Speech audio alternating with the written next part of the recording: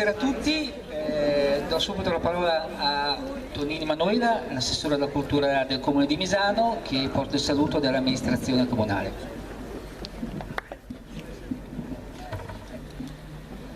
Buonasera a tutti, è un piacere per noi vedere una platea così numerosa e in questa location estiva.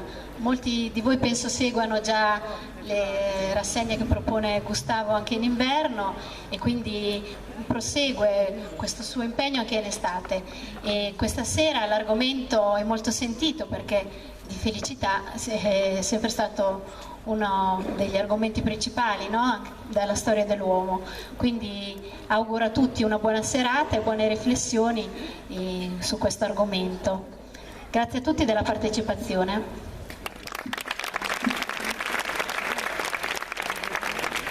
Bene, buonasera a tutti anche da parte mia e benvenuti, davvero numerosissimi, e questo ci fa molto piacere, al primo appuntamento della nuova edizione della Biblioteca Illuminata, organizzata appunto dal Comune di Misano Adriatico in collaborazione con la Commissione Pari Opportunità del Comune di Misano, che ringrazio per aver scelto insomma, di collaborare a queste iniziative. In particolare ringrazio la sua Presidente Paola Gianotti. Siamo in un giardino della nostra biblioteca, un luogo che induce, no, alla riflessione e anche un luogo di armonia, dove quest'anno abbiamo pensato di interrogarci sulla felicità, di farci la domanda: che cos'è la felicità? È una domanda, come dire, spudorata, tremenda, scivolosa, perché è molto difficile definire che cos'è la felicità. Ma ci chiederemo durante questi 4 appuntamenti anche che cos'è la vita buona e che cosa non è. Quali cambiamenti nel nostro sistema morale ed economico sarebbero necessari per realizzarla. Negli ultimi anni si parla sempre più, no, di felicità, dai film alle canzoni, dai messaggi pubblicitari alle imprese, alle dichiarazioni di intenti dei policy maker di tutto il mondo. Sono numerosi infatti i governi che hanno già messo in campo sforzi importanti per misurare la reale felicità dei propri cittadini. Tutto è nato, come sapete, negli studi di un economista, di Esterlin, che nel 1974 ha rilevato come tra felicità e reddito non vi sia necessariamente una correlazione, come dire, positiva. Il tema, sapete, è più caldo che mai e assume nuovi interessanti contorni in virtù proprio della crisi economica in atto.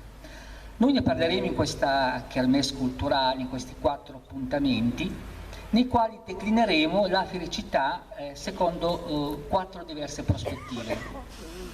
Iniziamo questa sera, iniziamo questo viaggio esistenziale, come recita il sottotitolo della nostra iniziativa, con il primo ospite, che ringrazio già per aver accettato il nostro invito, il professor Gian Giorgio Pasqualotto, studioso di discipline e filosofie orientali, uno dei massimi studiosi italiani appunto di discipline e filosofie orientali, che ci parlerà dell'idea di felicità in Oriente. Dunque attingeremo questa sera alla sapienza e alla saggezza orientali. Domani sera con Salvatore Natoli il viaggio sarà di natura filosofica e ci chiederemo se la felicità è un sentimento o una pratica di vita. Per una economia capace di felicità, Dio sa quanto ne abbiamo bisogno oggi, sarà invece la riflessione che farà con noi sabato prossimo il professor Stefano Zamagni, uno dei principali esponenti a livello mondiale dell'economia civile. Chiuderemo domenica 28 con l'intervento del psicologo, sociologo Paolo Crepè, noto personaggio televisivo, che ci porterà il punto di vista appunto dello psicologo e ci darà alcune possibili ricette su come vivere una vita felice. ricette che sono scritte nel suo libro uscito qualche anno fa e che sono indirizzate ad un adolescente che ha paura di crescere. Quindi, come vedete, 4 serate, una diversa dall'altra, ma tutte con questo filo conduttore della felicità che ha attraversato come una vena carsica tutta la filosofia e non solo. Vi ringrazio ancora, ma prima di iniziare questa sera una lettura intensa della nostra attrice Alessia Canducci. Ascoltate.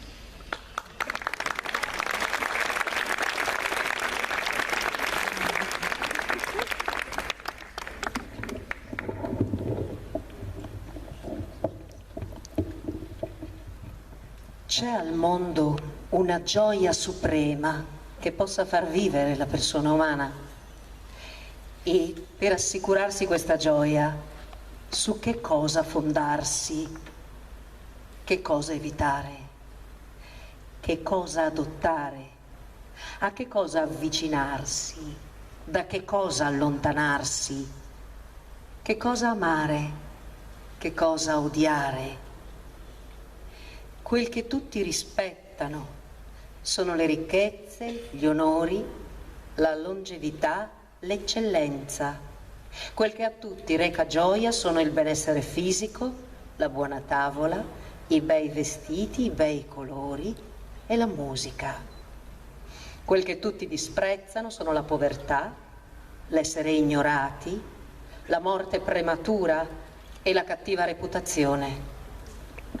Quello di cui tutti soffrono è venire privati del benessere fisico, del buon cibo, dei bei vestiti, dei bei colori, della musica.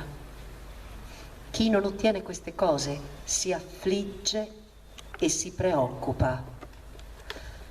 Questo atteggiamento è stupido perché non porta neppure al benessere del corpo. Il ricco si affatica, lavora intensamente, accumula più denaro di quanto ne possa spendere.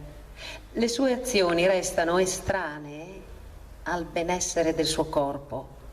Giorno e notte l'alto dignitario pensa e ripensa ciò che ha fatto di bene e di male. Anche lui è lontano dal benessere del proprio corpo. La vita dell'uomo è accompagnata fin dalla nascita da ogni tipo di preoccupazioni. Se vive troppo a lungo cade nell'abbruttimento e finisce col temere che la morte non arrivi mai. Condizione miserabile e lontanissima dal benessere del corpo. L'eroe che si sacrifica per i suoi simili è da tutti considerato buono. Questo non basta a conservargli la vita. Non so se in questo caso il bene si distingua veramente dal male. Se dico che un tale bene è il bene, come mai questo bene non è in grado di conservare la persona dell'eroe? Se pretendo che questo bene non è il vero bene, come ammettere allora che l'eroe possa salvare la vita di altri uomini? Così è stato detto. Se i tuoi rimproveri sono giustificati ma non vengono ascoltati, resta tranquillo, lascia fare, non contendere oltre. Tuttavia, Zixu contese a tal punto che attirò su di sé il supplizio. Se non avesse conteso, la sua gloria non sarebbe stata perfetta. Era un bene? Era un male? Quando osservo ciò che oggi spinge all'azione il volgo e ne fa la gioia, non so se questa sia vera o falsa gioia. Ciò che fa la gioia di tutti, ciò verso cui la maggioranza degli uomini si affanna come se non potesse fare altrimenti, questo tutti chiamano gioia. Ma non so se sia gioia o no. Una simile gioia esiste davvero o non esiste? Nel non agire, secondo me, risiede la vera gioia. Ma tutti considerano il non agire come la più grande delle sofferenze. Così è stato detto: la gioia suprema è senza gioia, la gloria suprema è senza gloria. Il vero e il falso non possono venire definiti, ma il non agire permette di determinare il vero e il falso. Se la gioia suprema è di far vivere la persona, solo il non agire conserva l'esistenza. Mi sia consentito di spiegarmi. Il cielo non agisce, ecco il perché della sua limpidezza. La terra non agisce, ecco il perché della sua stabilità. Così tutte e due si accordano per non agire, eppure, grazie a loro, tutte le cose si trasformano e si producono.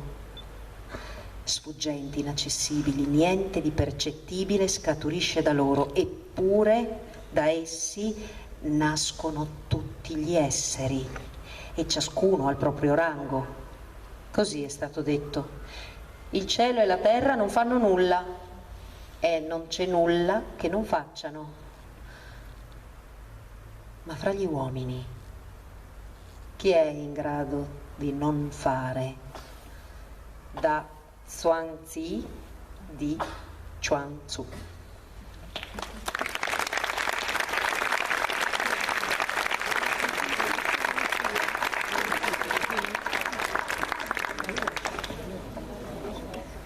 Posso parlare? Scusatemi per questi occhiali, ma ho un po' di problemi con la luce troppo forte. Allora, il brano che avete appena sentito è tratto da uno degli scritti più importanti della tradizione taoista, e cioè dal Zhuangzi. Zhuangzi è sia il nome dell'autore sia il titolo dell'opera, sempre I detti di Zhuangzi. Allora, perché iniziamo con questo brano? Perché questa, come avete sentito, è una rassegna di alcuni tipi di felicità che questo autore respinge per avanzare l'idea che la felicità consiste nel wu wei, cioè nel non agire. Allora è necessario che noi facciamo delle riflessioni, o meglio ancora delle chiarificazioni, per capire che cosa intenda Zhuangzi. Allora, intanto inseriamo Zhuangzi tra i grandi pensatori, tra i pilastri del taoismo, del cosiddetto taoismo filosofico, Daojia, per distinguerlo dal taoismo religioso, che è un'altra cosa, o quasi un'altra cosa, e cioè Zhuangzi è, insieme a Liezi e a Laozi, il trio, diciamo, più cospicuo della tradizione taoista. Questo discorso che è stato appena fatto del wu wei, cioè del non agire, dell'ideale del non agire, noi lo troviamo già nel Tao Te Ching, cioè nell'opera che forse è stata scritta da Laozi, l'altro grande autore. Quindi Zhuangzi, che vive 2 secoli dopo Laozi, non fa che riprendere questo tema che c'era nel Tao Te Ching, o nel Laozi, come viene detto, e cioè il tema per cui tutto andrebbe bene se gli uomini si comportassero come fa l'acqua. L'acqua è considerata il prototipo del modello di virtù. Che cosa fa l'acqua? Quali sono le caratteristiche per cui i taoisti assumono l'acqua a modello? Ma innanzitutto l'acqua sta in basso, non vuole eccellere, esattamente il contrario del fuoco che tende all'alto. Quindi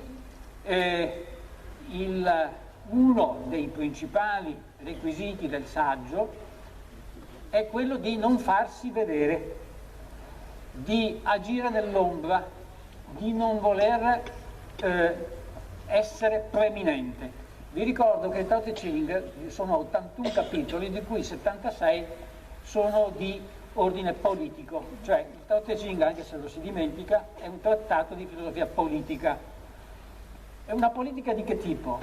Politica, appunto, molto strana, impostata su questi caratteri che adesso cominciamo a vedere.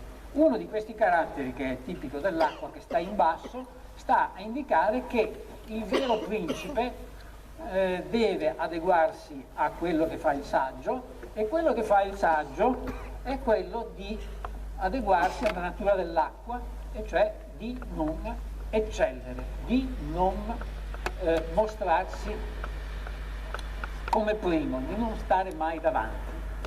Ma l'acqua nutre, e quindi questa è l'altra grande qualità. Cioè l'acqua, stando in basso, nutre le radici delle piante, fa crescere le piante e quindi consente la vita. E così il saggio, pur non agendo, consente la vita ovviamente non fisica ma intellettuale, morale, sociale, dei cittadini. Ma in che modo? Non andando a dire cosa devono fare o cosa non devono fare, ma mostrando egli stesso come ci si comporta, e quindi essendo di esempio e non di insegnamento imposto, o meglio, l'insegnamento è dato dall'esempio. Naturalmente il principe che voglia governare ottenendo la pace dovrebbe adeguarsi a questo comportamento del saggio. Ora, il saggio, l'acqua, il principe, che hanno questo comportamento nascosto, molto poco mondano, si adeguano al Tao. Allora, cos'è il Tao? Alcuni traduttori, anche recenti, per esempio l'ultima traduzione dell'Einaudi, che è la migliore che esista in italiano, ha una nota in cui si dice Tao è intraducibile, quindi sarebbe meglio mettere solo Tao e basta. Letteralmente vuol dire via, però dire via in realtà sarebbe modo d'essere, modo di manifestarsi. E il Tao è il modo di manifestarsi di tutte le cose, dagli animali alle piante, agli uomini, alle stelle, eccetera. Cioè ogni essere, non dico creatura perché il Tao non è un Dio creatore, ogni essere o ognuno di questi 10.000 esseri, Wan Wu come dice il cinese, ognuno di questi 10.000 esseri ha un proprio modo d'essere. Questo proprio modo d'essere, per esprimersi, cosa deve fare? Nulla. Deve essere ciò che può essere, cioè che è capace d'essere. Tant'è vero che c'è questa famosa frase del Tao Te Ching che dice: il Tao quale norma segue? Il Tao segue, no, Zire, cioè la spontaneità. Quindi la regola fondamentale per il saggio, per qualsiasi essere, per il principe, è quello della naturalezza o della spontaneità. Quindi torniamo all'acqua. Quale altro elemento è più vicino a questa spontaneità? Dell'acqua, cioè dell'acqua che scorre, perché non ha blocchi, non ha confini, può divagare dovunque.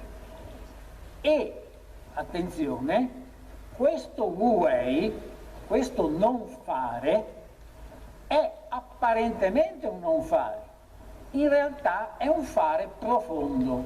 Tant'è vero che la frase completa è wu wei, è quello che troviamo normalmente nei manuali, ma la frase completa sarebbe wei, cioè fare, wu wei, cioè fare senza fare. Che cosa vuol dire fare senza fare? Operare, cioè essere efficaci senza forzature. Usiamo questa parafrasi, possiamo inventarne altre. Cioè avere degli effetti senza che questi effetti si impongano alla realtà. Faccio un esempio sempre tratto dall'acqua. L'acqua scorrendo corrode le pietre e quindi modella le pietre e quindi fa un'operazione. L'acqua scorrendo oppure scendendo giù con la pioggia si intride il terreno e quindi fa, cioè lo nutre. Quindi questo Wu Wei, questo non fare, è in realtà un fare senza, si dice intendere, ma è brutto tradurre intendere, letteralmente è così. Sarebbe un fare senza avere delle intenzioni forti, senza nessuna scopo. L'esempio che noi troviamo sia in Liezzi che in Zhuangzi ve lo indica chiaramente. Questi autori si rifanno ad esempi molto concreti, di solito ad esempi tratti dalla vita quotidiana o dall'artigianato. Per esempio, un esempio di questa spontaneità che salva la vita e quindi rende veramente felici, senza correre dietro a onori, gloria, ricchezza, eccetera, è l'esempio del nuotatore, no? Nuotatore, di uno che Zhuangzi vede che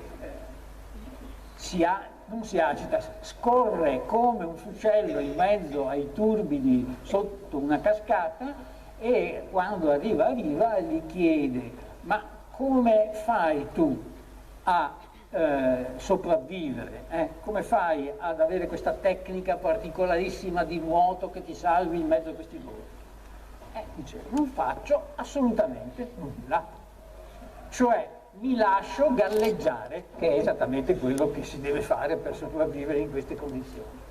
Quindi è un fare che consiste nella massima spontaneità, nella massima naturalezza. L'altro esempio, uno dei tantissimi esempi, ma uno dei più famosi, è quello del macellaio Ting, e cioè tutta una storia un po' lunga, ma insomma l'imperatore chiama questo macellaio Ting perché pare che sia strepitoso, il migliore tagliatore di carne dell'imperatore, delle cucine imperiali, e quando arriva di fronte all'imperatore il macellaio dice: non faccio nulla.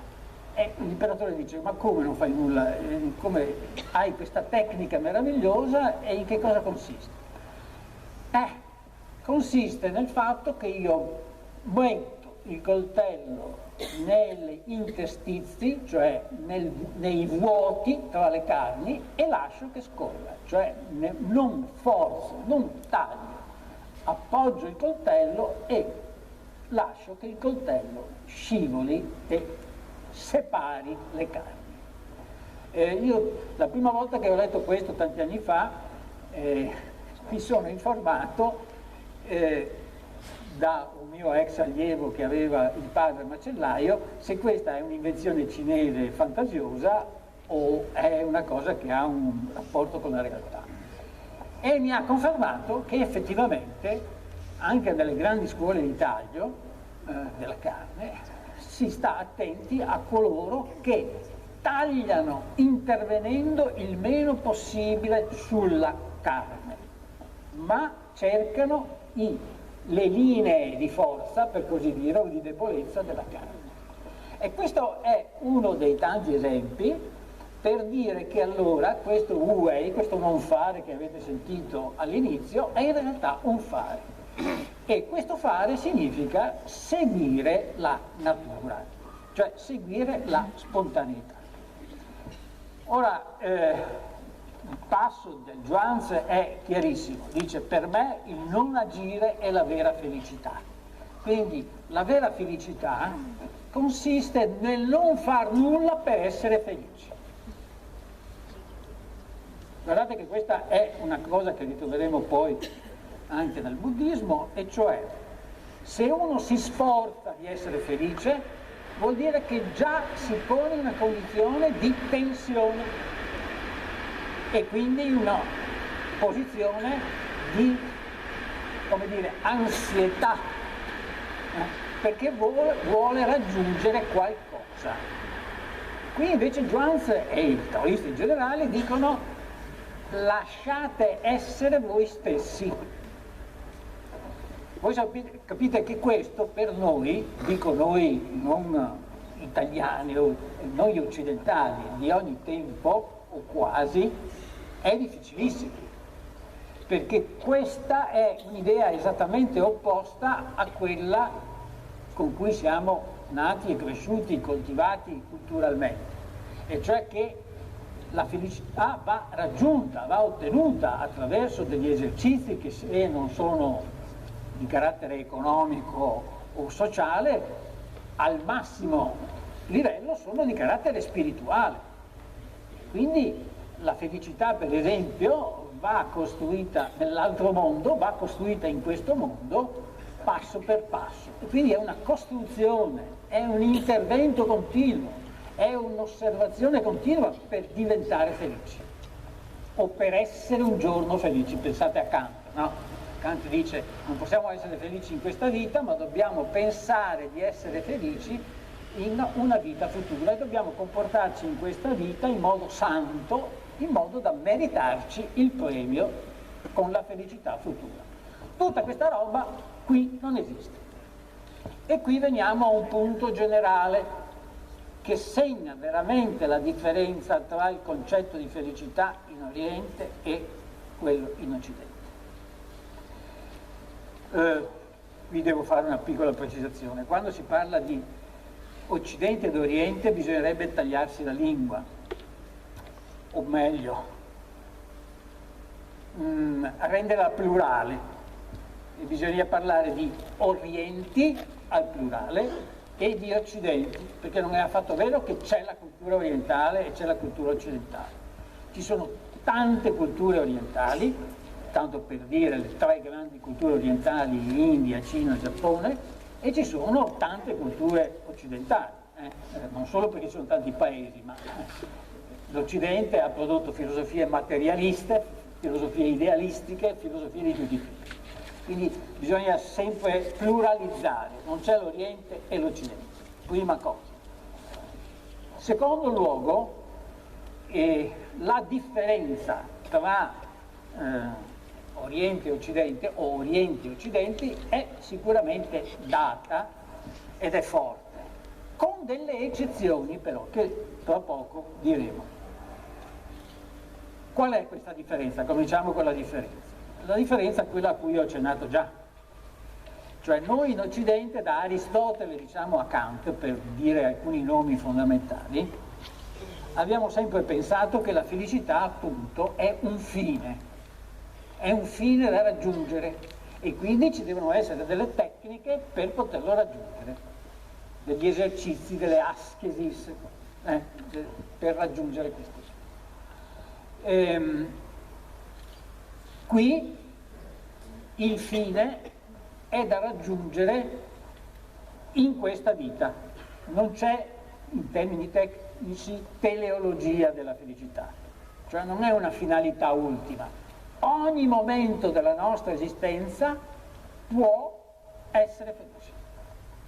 Zhuangzi ha dei momenti straordinari in cui parla della felicità nella malattia.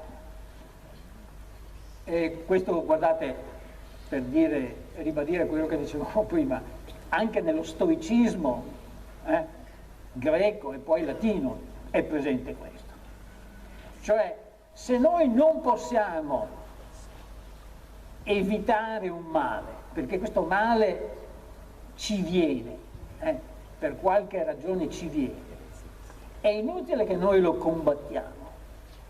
Dobbiamo far buon viso a cattiva sorte e quindi trovare quei barlumi di felicità anche nella situazione peggiore possibile. Questo è un esercizio tremendo che gli stoici dicono pochi saggi riescono a fare, ma va inserito in quella grande impresa, diciamo, avventura degli stoici, che è riassumibile in questa metafora del carro a cui ha giocato il carro, no? forse l'avete sentita nominare un sacco di volte, insomma è una metafora di Zenone e poi ripresa anche da Epitteto. Qual è questo esempio? Noi umani siamo come dei cani aggiogati a un carro. Il carro ovviamente è il destino. Allora noi abbiamo due scelte, o meglio una sola scelta per due opzioni, e cioè possiamo o resistere all'andata del carro, cioè al correre del destino, e quindi possiamo frenare, cercare di fare marcia indietro, possiamo fare tutti gli sforzi che vogliamo e soccomberemo. In ogni caso soccomberemo, possiamo fare 10 metri, 100 metri, possiamo fermare il carro anche per un secondo, ma alla fine il carro vincerà. La seconda opzione, che è quella del saggio taoista e stoico, è quella di seguire il carro nelle migliori condizioni possibili, con il miglior allenamento possibile per stare al passo del carro sottinteso del destino. Esattamente così l'ha pensata Zenone lo stoico, così la pensano i taoisti e così la penserà molti secoli dopo uno dei più grandi, a mio avviso il più grande filosofo occidentale, che è Spinoza, su cui adesso non intervengo perché anche penso sia conosciuto e poi dobbiamo ritornare in Oriente. Ma queste paralleli, queste comparazioni ve le ho fatte per dimostrare che non è vero che in Oriente hanno pensato alla felicità in un modo e noi tutti l'abbiamo pensato in un altro modo. Ci sono dei personaggi, dei grandi pensatori occidentali che hanno pensato in modi simili a quelli di grandi pensatori orientali. E ve li posso dire anche subito questi, Epicuro, gli stoici, Montaigne e Spinoza. Questi sono i quattro grandi, dopo ci sono altri importanti, ma questi sono i pilastri della felicità costruita con le nostre mani in questa vita, cercando di non combattere il destino, ma di far fronte al destino e quindi essere felici sapendo che non possiamo opporci al fato o alla causalità oppure quello che volete usare al posto di destino. Sto guardando l'ora per capire se possiamo fare anche il buddismo, perché bisogna che casomai voi raccogliete delle domande che penso vengano spontanee a questo proposito della stranezza del Tao e dopo lo discutiamo. E adesso passiamo invece a questa altra grande tradizione orientale che è il buddismo. Anche qui ho scelto il buddismo non a caso perché l'altra grande tradizione indiana sarebbe l'induismo, e cioè il brahmanesimo o il pensiero Vedanta, dove però il concetto di felicità è chiarissimo ed è molto vicino ad alcune uscite, ad alcune soluzioni date in Occidente. Cioè, per l'induismo la felicità consiste nel riuscire a congiungere la nostra propria anima individuale con l'anima universale. Alcuni hanno trovato questa analogia anche negli storici. Ma come vedete, attenzione, qui si presume di poter procrastinare la realizzazione della felicità. Se non è in questa vita, sarà in un ciclo finito o infinito di vite che raggiungeremo l'atma, cioè raggiungeremo l'identità tra anima individuale e anima universale. Questo nel buddismo non c'è, almeno nel buddismo originario, quello più massiccio e importante che fa da base a tutte le scuole successive.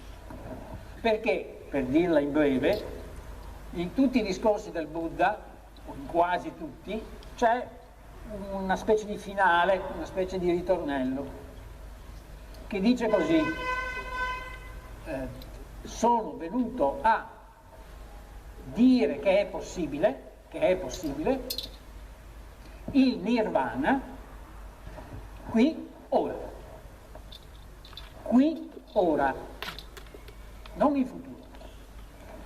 Allora, e questo non c'è bisogno di molti commenti, invece c'è bisogno di fare alcune precisazioni a proposito della parola nirvana, perché nirvana è un termine che molto spesso noi abbiamo associato a paradiso o a situazione paradisiaca o a felicità assoluta, di là da venire.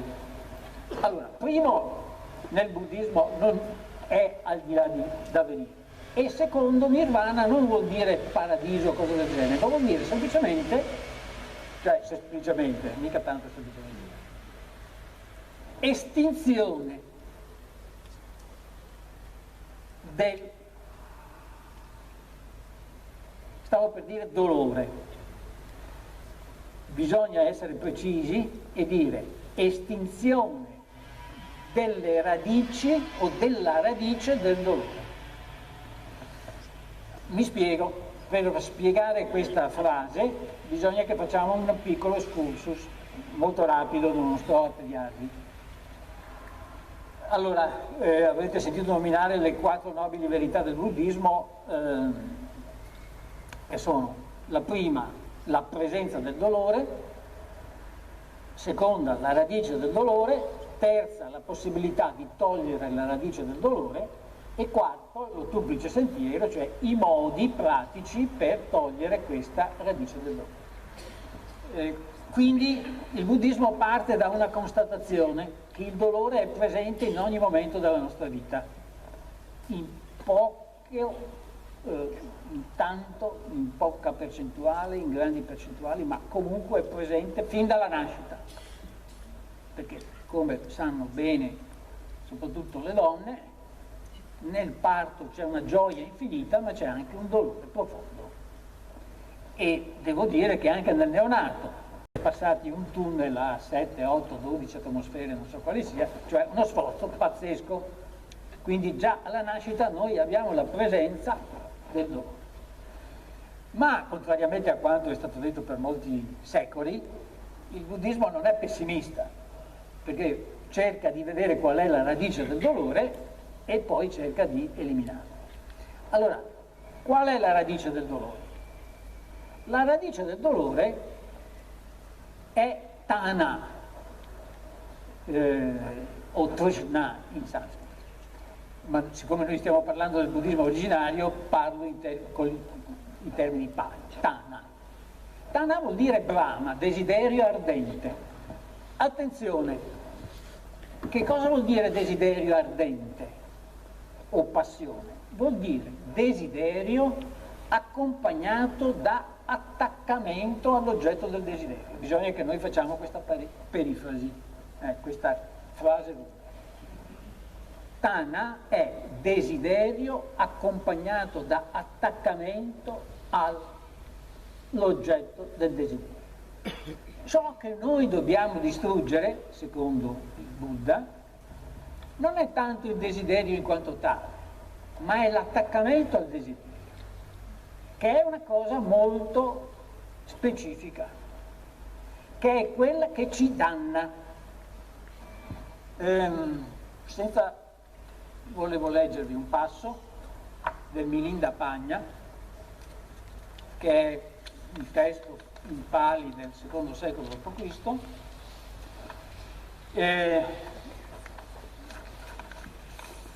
Milinda Pagna vuol dire le domande del re Milinda al re Milinda. Milinda è il nome indiano di Menandro, questo era un re succeduto dopo Alessandro Magno, dopo lo smembramento del... Quindi siamo attorno al II secolo d.C. Allora, c'è l'incontro di Nagasena. Nagasena è un saggio, un monaco buddista, e questo re. E stanno parlando appunto del desiderio e di come togliere la radice del desiderio.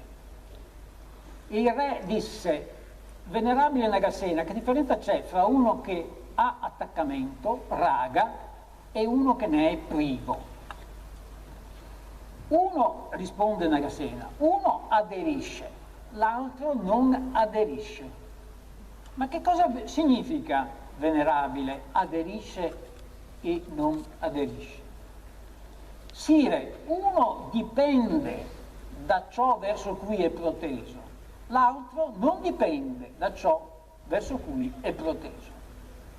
Venerabile, a me sembra che sia colui che ha attaccamento sia colui che ne è privo desiderano cose gradevoli, ad esempio cibo solido o morbido, certamente cose non sgradevoli. Certo, sire, colui che ha attaccamento mangia il cibo gustandone il sapore, ma nello stesso tempo provando attaccamento al sapore. Invece colui che non ha attaccamento mangia il cibo gustandone il sapore senza provare attaccamento per il sapore. Non so se è chiaro questo discorso. Secondo me è di una chiarezza geometrica. Cioè, se volete lo commentiamo, ma... Allora, faccio un esempio molto più banale, più adatto alle circostanze. Io ho desiderio di mangiare un gelato, o che ne so, o di bere una birra.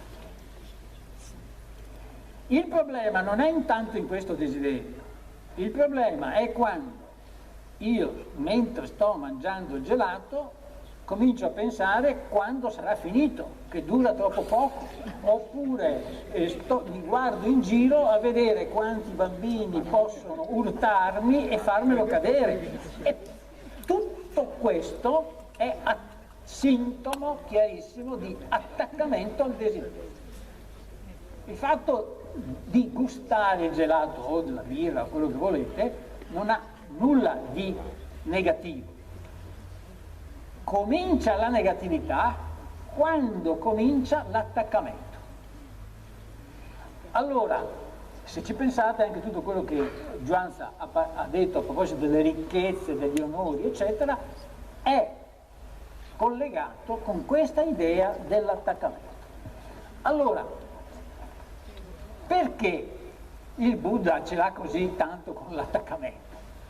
Per un motivo molto semplice, perché è l'attaccamento che è all'origine del dolore. Perché io comincio a soffrire nel momento in cui sto pensando che mi fregano o mi distruggono il gelato, che mi fregano o mi distruggono le cose che ho. Allora, per fare questo, il buddismo ha una serie di come dire, antidoti che sono, per così dire, conoscitivi. Ve ne dico solo i principali. Allora, per distruggere questo attaccamento bisogna ricordarsi due cose: che tutto ciò che esiste, questo è scritto in questo piccolo libro che si chiama Dhammapada, il 20° capitolo, 277, 78, 79, se volete ricordare, Dhammapada 277, 78, 79, tutto il buddismo è in questi tre, per paradosso, anche se sono migliaia di pagine scritte del Buddha, questi tre versi.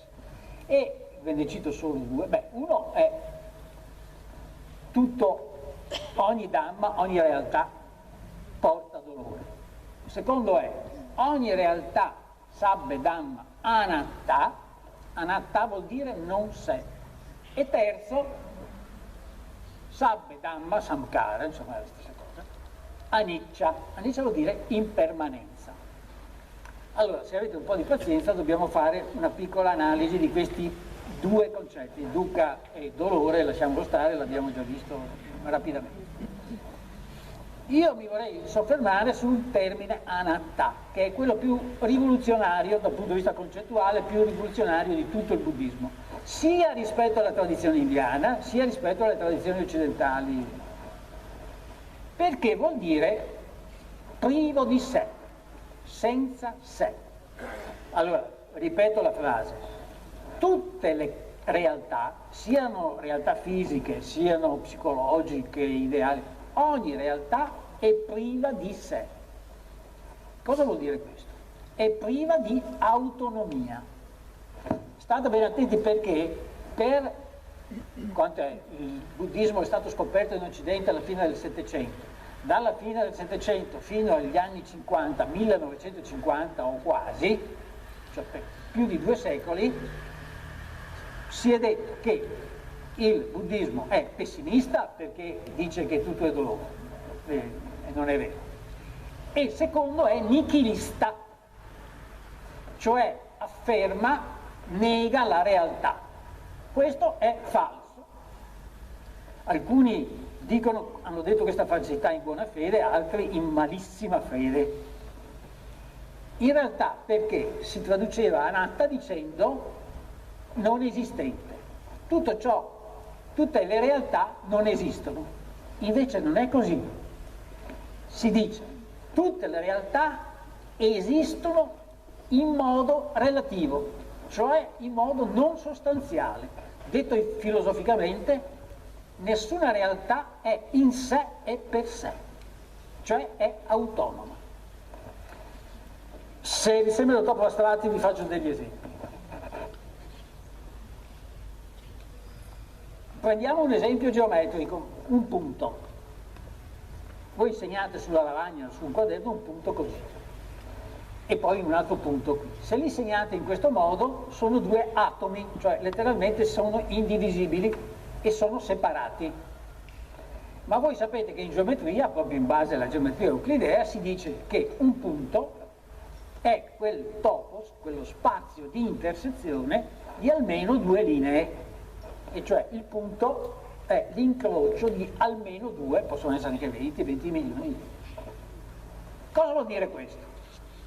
In questo secondo caso il punto non è che non esiste, esiste, ma esiste in modo relazionale, cioè nel senso che è il risultato di una relazione, di un incontro di linee.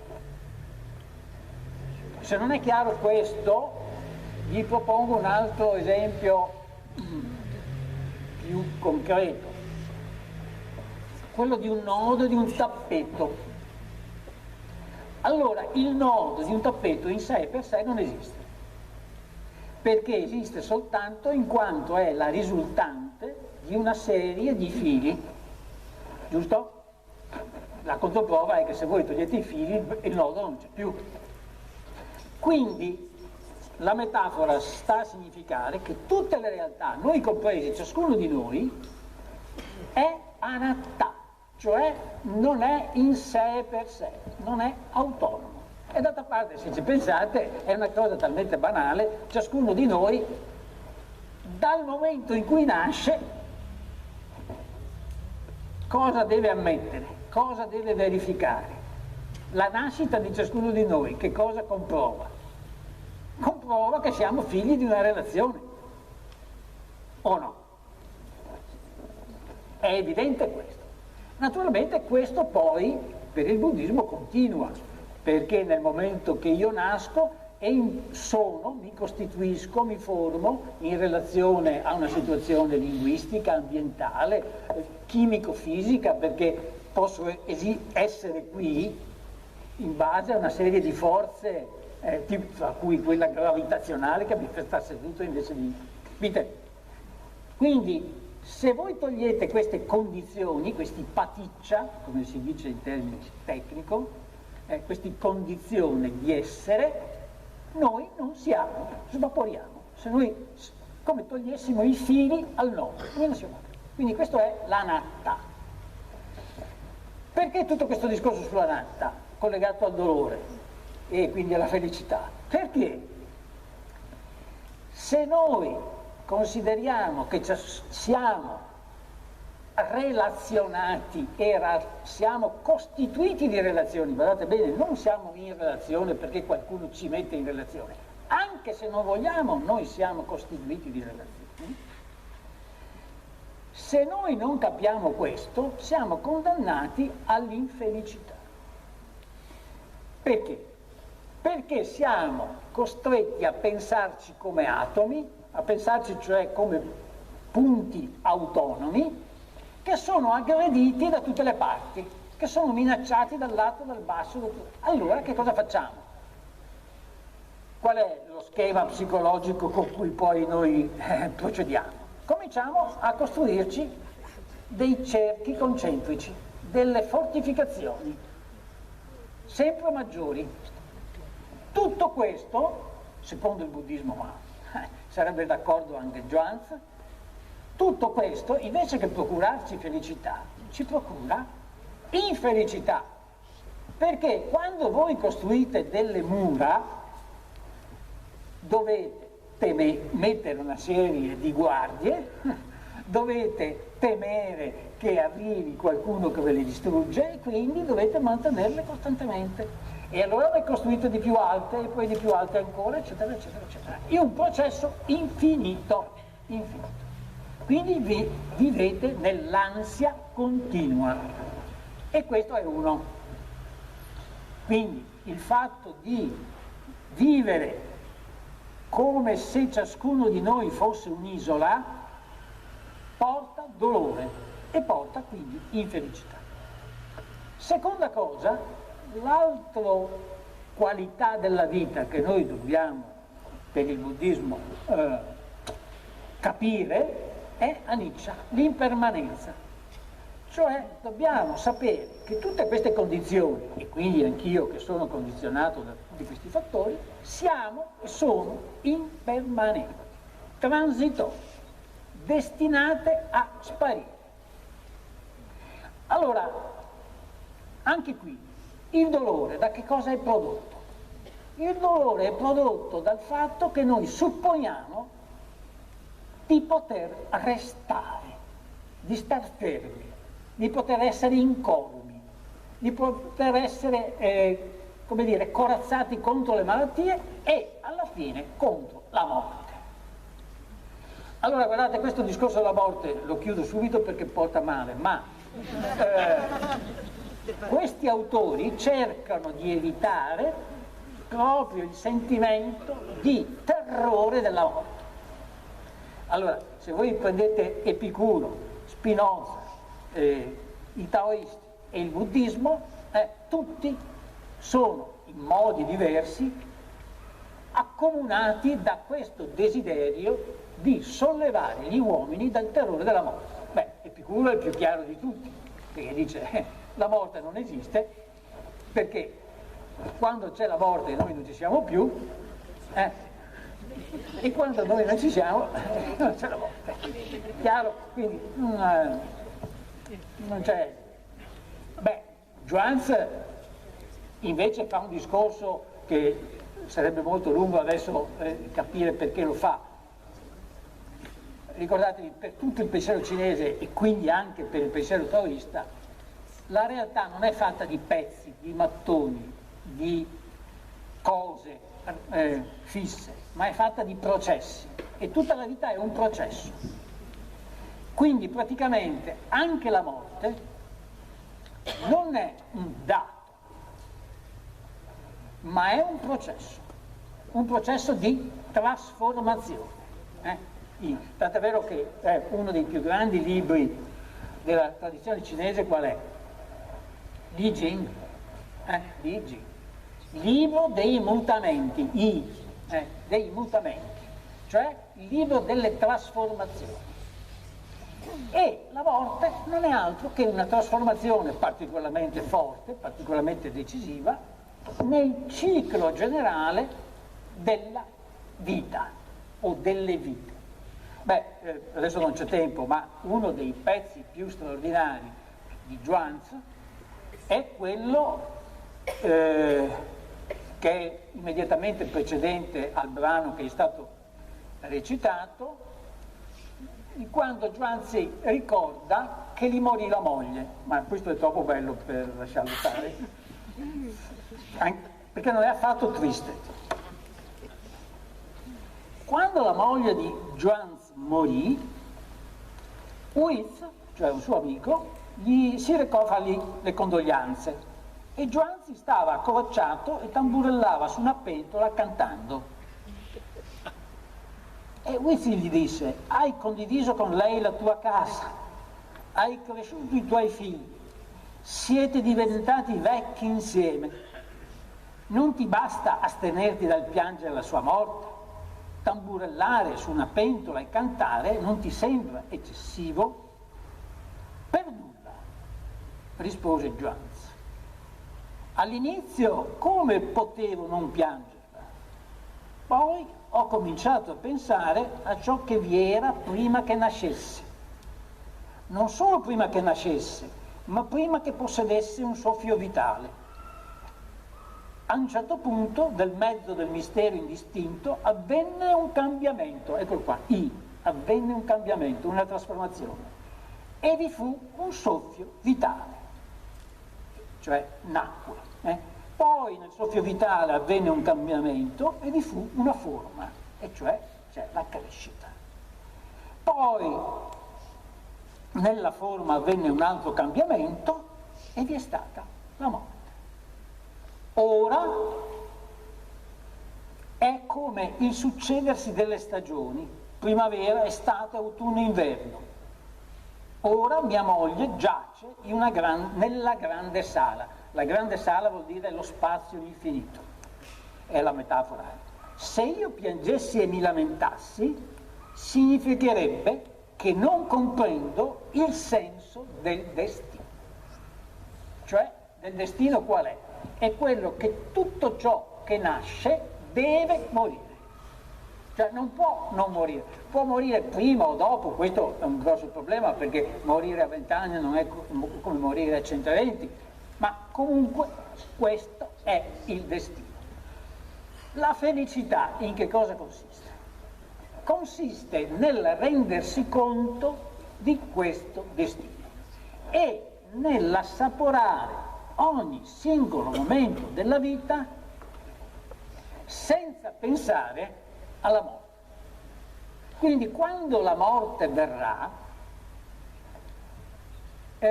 non avrà denti, per così dire, per azzannarci, perché noi saremmo preparati, no? Sapendo che in ogni momento essa c'è stata, ma noi ce ne siamo fatti beffe godendo di quello che la vita ci può dire. È un punto cruciale, e poi termino perché sennò non c'è più spazio, è un punto cruciale anche per il buddismo. Quando nella meditazione buddista c'è tutto questo esercizio alla sati, sati è l'attenzione consapevole. Attenzione consapevole a che cosa? A cose a cui noi non siamo abituati a.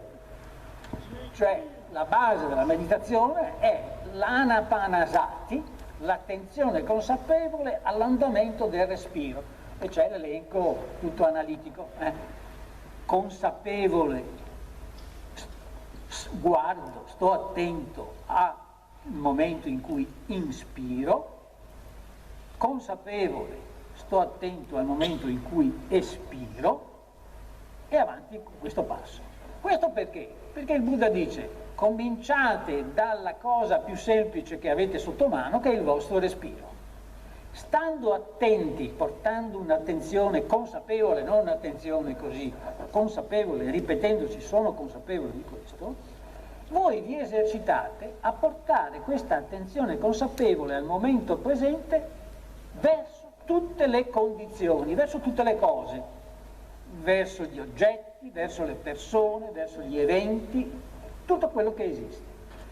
Questo costituisce il grande esercizio, l'ascesis, la disciplina della felicità.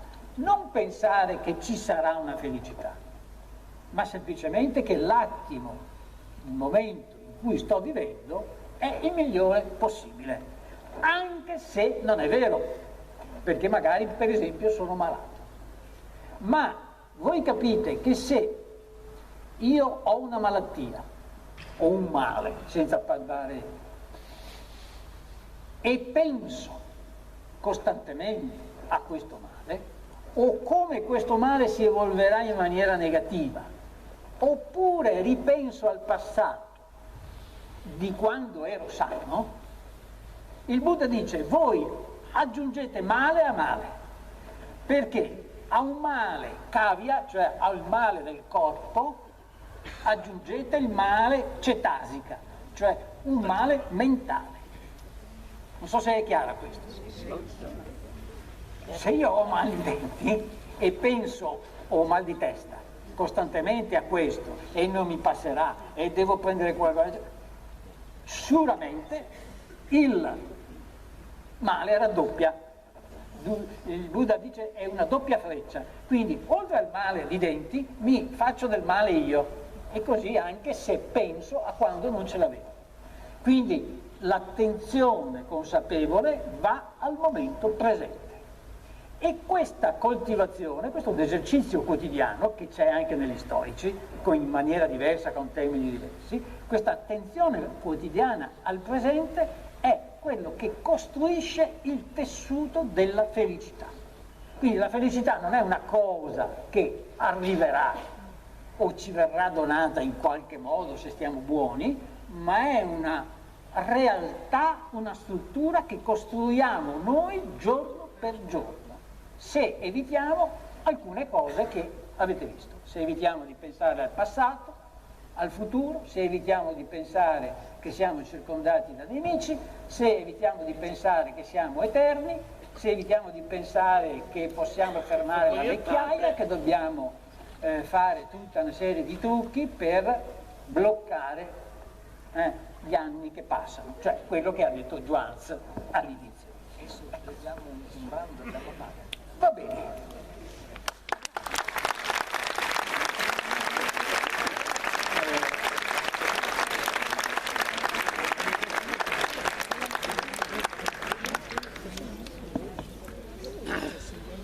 Orsù, viviamo felicemente, senza nutrire ostilità tra coloro che ci sono ostili.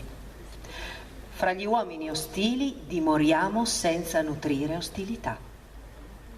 Orsù, viviamo felicemente, senza sofferenza tra coloro che sono sofferenti. Fra gli uomini che sono sofferenti dimoriamo senza sofferenza. Orsù, viviamo felicemente, senza avidità fra coloro che sono avidi. Fra gli uomini che sono avidi dimoriamo senza avidità.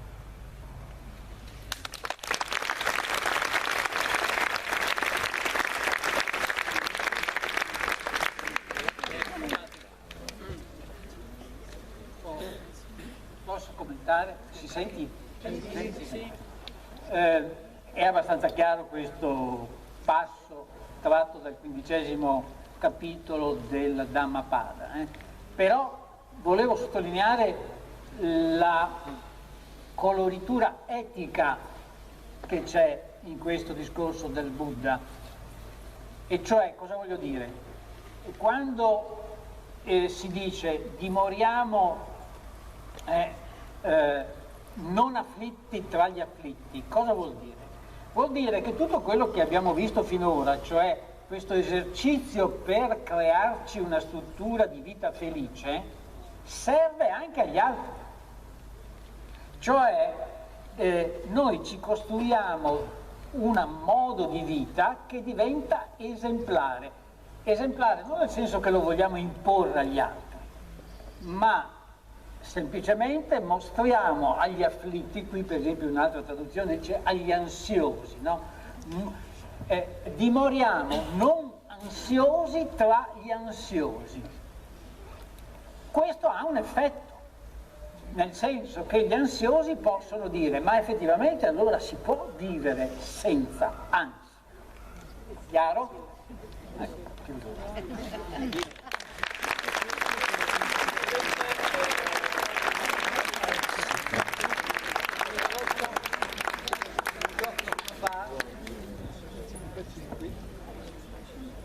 Eccovi, adesso va, ecco. Se volete possiamo iniziare con le domande, ne raccogliamo un paio se ci sono. Chi alza la mano? Ecco, vedo una mano alzata? Qua. Potete aiutarmi a passarlo alla signora? Grazie. Beh, la mia non è proprio una domanda, professore. Ascoltandola questa sera devo dire che ho rivalutato mia nonna. Perché lei continuava a dire, non si sente più, che era stanca della vita, che non vedeva l'ora di passare di là per vedere cosa c'era. E io la rimproveravo, le dico, ma come nonna, non stai bene qui? No, dice, io ho vissuto tanto, basta, sono stanca di soffrire, sono stanca di penare. Quindi l'ho rivalutata, devo dire che è stata una donna saggia.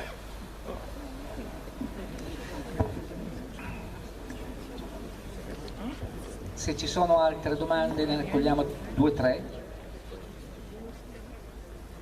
Fatevi notare, ecco qua.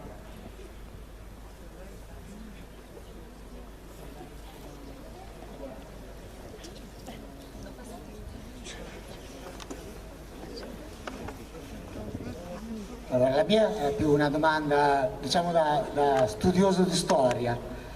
L'impressione che ho, dalle cose che lei ha detto, è che mentre l'Occidente, nel suo istinto espansionistico, Grecia, Roma, Atene, Roma, ma la stessa Siria, la stessa Persia, insomma, anche se è considerato Oriente, ha un supporto filosofico, mentre le filosofie orientali rispetto all'espansionismo dell'impero cinese o degli stessi imperi indiani in qualche modo non gli danno supporto filosofico a una visione comunque imperialistica della società. Allora, posso rispondere? Questa è una cosa interessante, perché devo dire che io vi ho parlato soltanto del taoismo e del buddismo. In realtà la grande struttura di governo, di impero, la struttura politica della Cina è stata in prevalenza, nella quasi totalità, cioè dal 221 a.C. fino al 1912, dominata da un'ideologia confuciana, e cioè quasi l'esatto opposto della ideologia, chiamiamola così, o delle idee taoiste.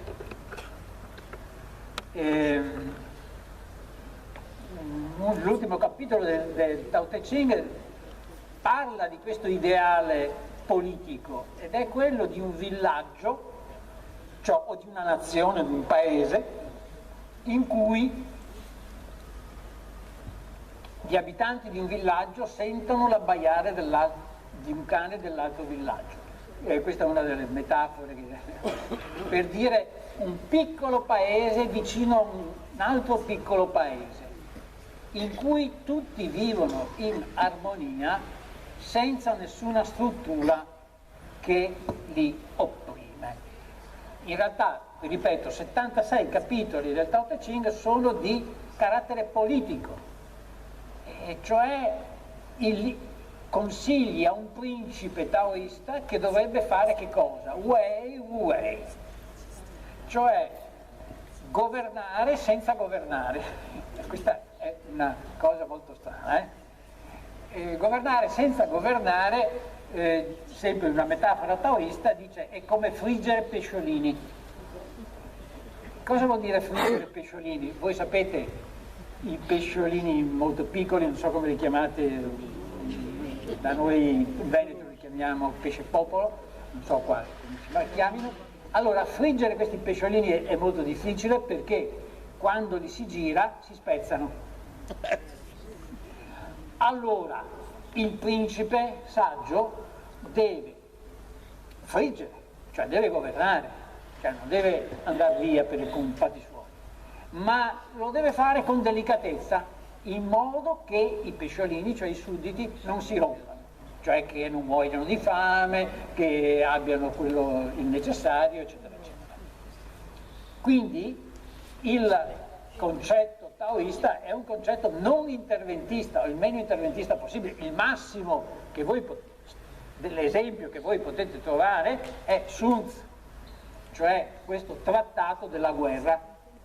Sun Tzu è stato un grande generale che si è ispirato ai principi taoisti per fare la guerra, che è la cosa più lontana dalla filosofia taoista. Perché? Perché questo è un trattato che io consiglio di leggere a tutti, perché è un trattato di, come dire, non solo in tempi di guerra, ma anche in tempi di pace. Come vincere senza contendere, questo è un passo, un verso del Tao Te Ching, vincere senza contendere. E questo generale vi spiega come si fa, cioè per esempio si lascia inseguire dal nemico finché il nemico, portate il nemico vicino a un burrone, poi vi aprite le ali in questo modo e il nemico che vi insegue entra nel burrone. Ma attenzione, una serie di tecniche che sono quelle di Jap, di Ho Chi Minh, eccetera. Ma il vero culmine di questo trattato militare taoista è che il grande generale vince proprio senza contendere, senza aprire battaglia. In che modo? E ci sono stati dei casi proprio nella storia cinese in cui il nemico si ritira perché voi gli avete fatto intendere che siete talmente forti o con le armi o perché avete una enorme quantità di viveri che potete resistere all'assedio infinitamente e il nemico si ritira. Questo è il migliore generale possibile perché evita vite umane, morti, cioè evita morti da una parte e dall'altra. Questo perché ve lo dico? Perché io vi ho parlato dei taoisti. I confuciani, non dico che fossero di guerrafondai, ma i confuciani pensavano che la felicità, per tornare al nostro tema, non è tanto quello di seguire la natura, la spontaneità. La felicità consiste nell'armonia e cioè la felicità, per quello che noi capiamo molto di più Confucio, perché è molto più vicino alle nostre filosofie politiche, la felicità consiste nella pace sociale che deve essere in famiglia, nella famiglia allargata, nel villaggio, nella città, nello Stato, nell'impero. No? E la pace si realizza in che modo? Attraverso delle relazioni tra le persone. Attenzione, le persone non esistono senza relazioni, anche qua. Ulun sono le 5 relazioni senza le quali l'individuo non esiste. Allora, per fare questo ci vuole la legge e quindi l'intervento dello Stato forte, tant'è vero che i cinesi hanno inventato la burocrazia, cioè hanno inventato il sistema dell'amministrazione statale con tutte le leggi, i sistemi di dazi, eccetera, eccetera. Per quanto riguarda l'India, io vi ho parlato del buddismo, il quale è sparito dall'India, come voi ben sapete, no, adesso è tornato, ma in modo, diciamo, marginale. Ma voi sapete che il buddismo non poteva sopportare, per esempio, la struttura castale, ma non perché facesse la guerriglia contro le caste, è perché chi segue i dettagli del Buddha non prende in considerazione come legittime le divisioni castali. E d'altra parte l'elemento fondamentale della ahimsa, cioè della non violenza o del non nuocere agli altri, per il buddismo è fondamentale. Quindi se noi volessimo vedere l'espansionismo e il potere forte nell'Oriente o nei grandi Orienti, dovremmo rivolgerci alla teoria politica confuciana e alla teoria politica del pensiero Vedanta. Anche se vabbè, no, mi fermo qua. Altre domande? Una mano alzata lì, ecco, se vi fate notare così abbiamo la possibilità. Buonasera. Volevo portare all'attenzione un attimo un paradosso che può essere emerso da questa visione, e non solo da questa, secondo me anche da una visione occidentale della felicità, prendendo spunto da una teoria psicanalitica recente che è la teoria dell'attaccamento, Cioè il bambino nasce costituzionalmente con la tensione, biologicamente anzi, secondo l'ideatore della teoria dell'attaccamento, portato quindi all'attaccamento ad una figura genitoriale, la madre, no? La base sicura.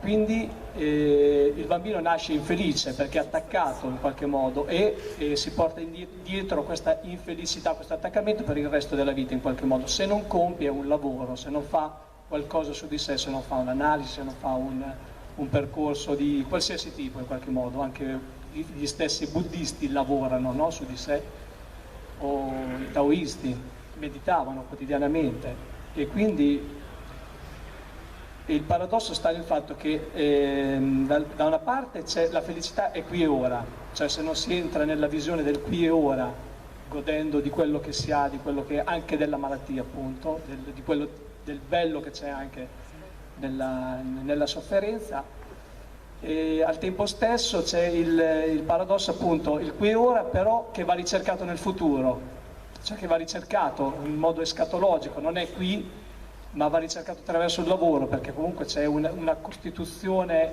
di attaccamento biologico e di sofferenza, quindi che iscrive l'uomo dentro questo dolore esistenziale, come dice anche il titolo della conferenza, appunto. Come si risolve questa doppia tensione del qui e ora e del futuro contemporaneamente, della ricerca?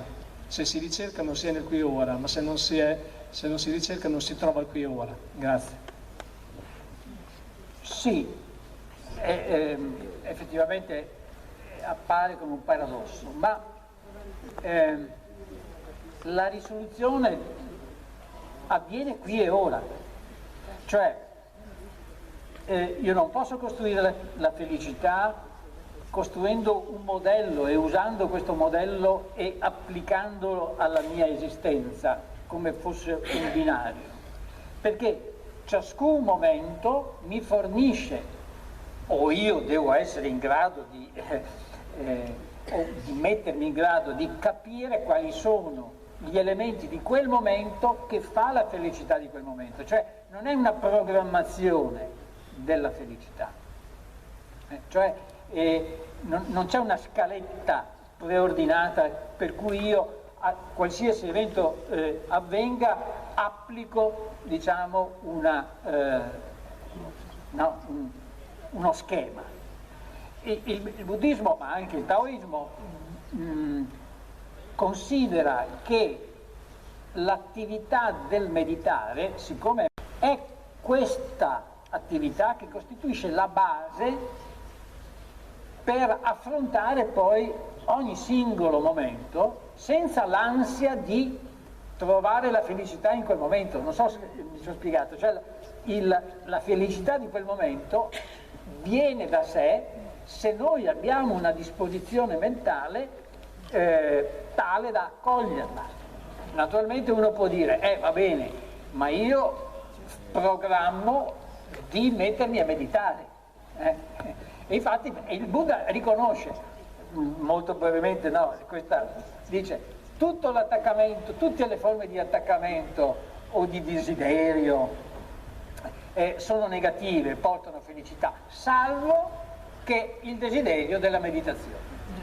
Perché se noi, cioè di quella base, di quello strumento che ci consente di trovare quelle tracce, quei sintomi di felicità in ogni singolo evento della nostra vita. Quindi si può dire che anche il Buddha accetta questo paradosso, no? Dicendo sì, noi dobbiamo non attaccarci a niente, ma dobbiamo restare attaccati alla pratica della meditazione. Altre domande? Qua. Buonasera a tutti, io mi chiamo Seifania, sono un iraniano italiano, così dico per informazione. Anche i filosofi, anche nella filosofia persiana c'è questo, che ogni persona in ogni momento della vita, cioè quando respira deve dire grazie a Dio, cioè grazie, e quando aspira un'altra grazie, cioè essere contenti di essere vivi. E poi per quanto riguarda la ricchezza, guardare sempre, cioè col principio che ti insegna, guardare a chi sta peggio di te, non chi sta meglio di te, cioè, quindi essere contenti anche della situazione economica e sociale che hai. E poi questo grandissimo insegnamento, cioè, questi sono Sadi è un poeta, scrittore, filosofo di 600 anni fa. E poi c'è Ferdowsi, quello che è il padre della lingua persiana, che viveva circa 1000 anni fa, e dice: non disturbare, non dare fastidio alla formica che sta camminando e sta portando un chicco di grano, perché anche questa formica ha la vita e la vita è dolce per l'essere umano come per la formica. Quindi non dare fastidio agli altri e vivere la tua vita. Comunque c'è anche la felicità, è una questione che giustamente, come ha detto lei, va costruito giorno dopo giorno, attimo dopo attimo, cioè essere contenti, la base è quella. Grazie. Un'ultima domanda, se c'è.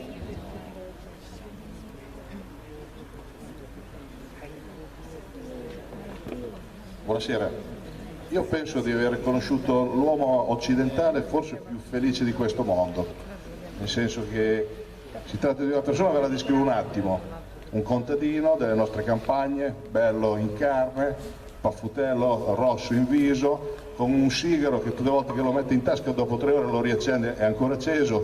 E una volta gli dissi: ma Mario, smettila di mangiare, smettila di bere, che dopo ti ammali, stai male. Lui laconicamente, con un piccolo sorriso, mi disse, adesso forse lo dico male anche in dialetto: Marco, non ti preoccupa, me voglio una vita sola. Marco, non ti preoccupare, io voglio vivere una vita sola, e non penso che ne sapesse di Tao piuttosto che di buddismo, è una semplice persona, insomma, delle nostre colline. Grazie.